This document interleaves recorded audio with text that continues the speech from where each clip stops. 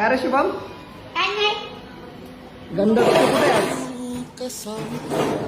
गंध आणि टोपी भेटायला आलोय. मला का बोल? खरंच का?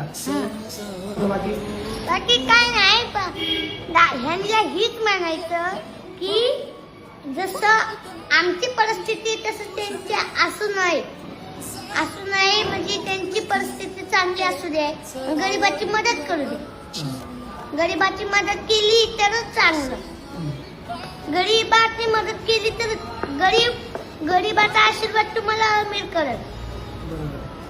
मला एक गोष्ट सांग, परिस्थिती माणसाला काय शिकवते? परिस्थिती माणसाला ही शिकवते की जेव्हा पैसा असतो तेव्हा उडवायचा नाही, जमा करून ठेवायचा. परिस्थिती खराब असते तेव्हा काहीतरी घेऊन विकायचं, तेव्हा परिस्थिती नीट होती. तुझं काय मत आहे जबाबदारीबद्दल? माझं काही नाही, गरीब आहे, गरीबच राहणार. पण एवढं मला सांगायचं ह्यांना की गरीबाची मदत करा. गरीब तुम्हाला एवढा आशीर्वाद देईन, तुमच्या आई वडिलांची उंमर जास्त होईल. मी पण देवाला एवढीच प्रार्थना करतो, तुमच्या आई वडिलांची उंमर 100 वर्ष व्हायला पाहिजे. तू तुझ्या मम्मी पप्पांसाठी काय करतो? माझी मम्मा पप्पासाठी मी सगळं करतो. कामाला जातो, काय करतो, शाळेत पण जातो. शाळेत किती वेळ लागतो तू? मी आता 4थीला गेलो. म्हणजे तू शाळा करून मग तू इकडे येतो? आज सकाळची शाळा होती. हा का? म्हणून मी उशिरा आलो.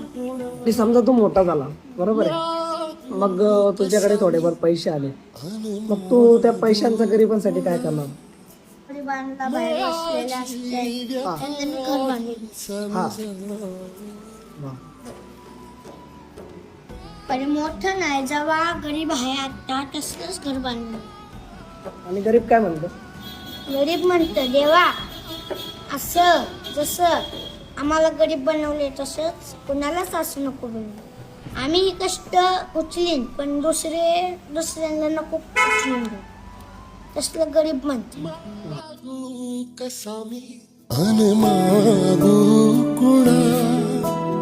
माझी व्यथा ही समजावून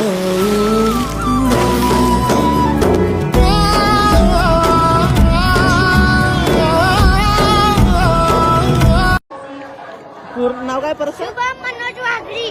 तू इथंच असतो इथं? आणि शाळेला वगैरे शाळेला जातो की. कुठं? किती वेळा आता? 4थीला गेलो. म्हण बरं गाणं परत म्हण. तुझा मल्हारी तुझा उटारी, अलग बाईची जुडी लाग, निघाला चंदनपुराला, बानूच्या नादी मल्हारी येरा झालाय. अरे मल्हारी नको जाऊ चंदनपुराला, तुझे बिना जे जुडी सुनी आहे. अरे मल्हारी नको जाऊ रे चंदनपुराला, तुझे बिना जे जुडी सुनी आहे. राहू नको